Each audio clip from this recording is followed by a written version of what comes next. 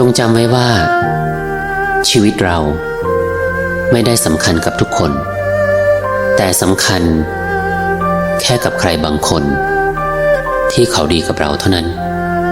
จงรักษาคนที่เขาดีกับเราเอาไว้ให้ดีที่สุดส่วนคนไหนที่เขาไม่ดีกับเราก็จงปล่อยเขาไปทางใครทางมันอย่าเป็นคนดีที่ไม่มีคนเกรงใจหรือดีมากเกินไปจนไม่มีใครเห็นค่า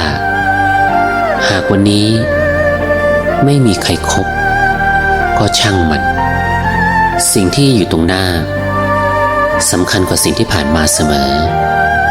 ทำวันนี้ให้ดีที่สุด